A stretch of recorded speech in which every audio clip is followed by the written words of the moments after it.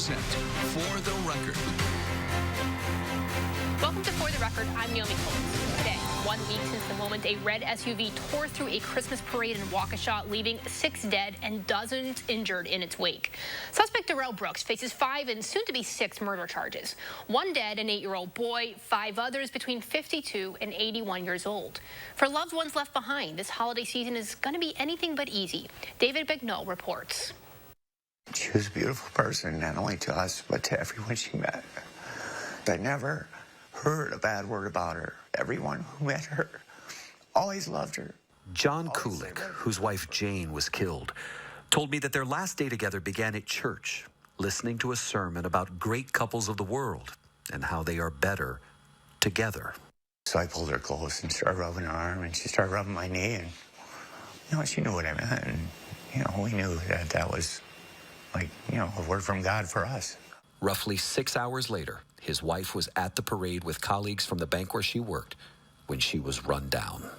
Jane Kulik was 52 years old. Her whole world was her family, and she was good at it, really good at it. She was a rock that held us together, a stable force. She was a grandmother to 3 and a mother to 3. Jacob is her only son. The one thing I can say about her that I can't say about anybody else is that I've never heard her say a bad word, even about the people that she doesn't like. The tributes for Jane Kulik and the 5 other victims who died in the Christmas parade attack are pouring in. The suspect, Darrell Brooks, was arrested on the front porch of a home where he actually knocked on the door after the attack. I called an Uber, and I'm supposed to be waiting for it over here, but I don't know when it's coming. Can you call it for me, please? I'm homeless. Daniel Ryder answered the knock. He said, "Man, I'm freezing. I'm freezing out here, man. You got to warm me up." Or it's like, "Can I warm up?" And I was like, "Yeah, I guess you can come in and sit right here, and I'll give you a coat." So I got him a jacket to wear, and he's telling me he's homeless. So I was like, "Okay, I'll get you a sandwich." He was telling me that, "Oh, is there something going on downtown?" And I was like, "There's a parade today, I know, but and he's like, "Oh, that's probably what is a parade." So he was just completely putting on a face and lying about everything. Ryder says he had no clue what happened at the parade because he was at home watching football. Ryder says he got antsy when he saw police circling out front, so he told Brooks he needed to leave. Pretty fast, officers swarmed in. Hands up! Put your hands where I can see them! Whoa! Hands up! Hey, do you know this guy? Absolutely not. Okay. The world now knows this man has been accused of murdering 6 people and leaving behind grieving husbands like John Kulik, who is preparing to now bury his bride of 22 years. We were a routine. That was my partner. I don't know if I'm not capable of doing all this myself. I needed her. I've always needed her. They need her too. We hadn't been gone but an hour from John's home after that interview when he called to say that he got a call from the medical examiner, and the call shocked him. He said the medical examiner told him that his wife was able to be an organ donor, but they also determined that Jane had uterine cancer.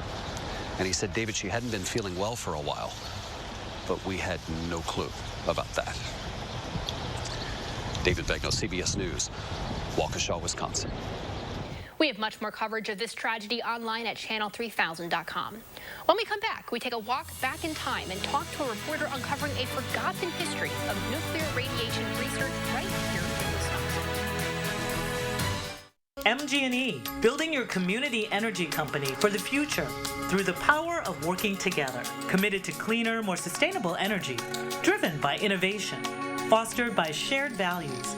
Visit MGE2050.com. There's been much debate about the Mona Lisa smile. Would it have been bigger and brighter if she'd had good dental care? Maybe if Physicians Mutual Insurance Company had been around back then, it'd be a different story. She could have gone to the dentist more, knowing she'd have help paying the bills. And those regular checkups might have found early signs of tooth decay or gum disease, costly problems that could keep anyone from smiling. Physicians Mutual offers affordable coverage that can help pay for cleanings and unexpected or expensive procedures you might need, like crowns or dentures. This is real dental insurance, not just a discount plan or for checkups only. There are no deductibles, and there's no annual maximum.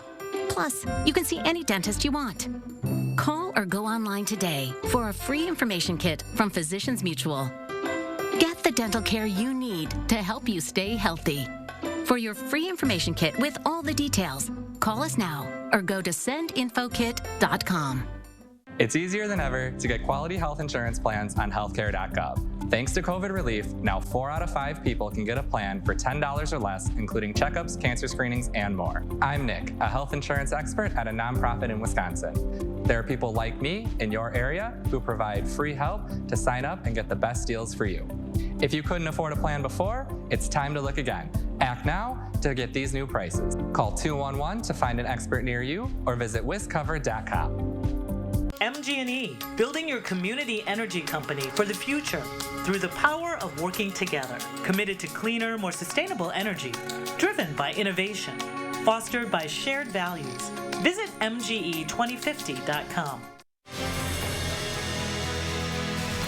Welcome back to For the Record. Rewind to the Cold War era and you'd find a nuclear radiation research project happening right here in Wisconsin, hours north of Madison in the heart of the Northwoods. A Milwaukee Journal-Sentinel reporter digs deep into a story centered in the Enterprise Radiation Forest near Rhinelander. And I'm joined by reporter Laura Schulte to describe what she found. Laura, thanks so much for joining me today. Yeah, thanks for having me. So set the stage for me. What was the government researching exactly and why? Yeah, so during the Cold War, there was a lot of general fear. What would happen to us if, the Russians were to bomb the U.S., bomb our major cities? And what happened here is researchers were really curious about whether our plant life would survive a blast like that. Would our trees come back? Would our bushes and shrubs and other plants come back? So the whole idea at the heart of this experiment was looking at whether or not our forest cover would be okay following a nuclear detonation. And they actually conducted the experiment up in Rhinelander, which is, a coniferous forest. And they also conducted the same experiment down in Puerto Rico on more of a jungle type forest. Oh, that's fascinating. But there's woods everywhere in the country. So why specifically Wisconsin and why the Northwoods? One of the big things was there wasn't a large population center near there. And also there was already a research lab there. The U.S. Forest Service already had their forest genetics lab there in Rhinelander. So we're obviously not talking this massive nuclear lab in the middle of a forest somewhere. So talk me through the details of what exactly this project looked like. Walk me through that.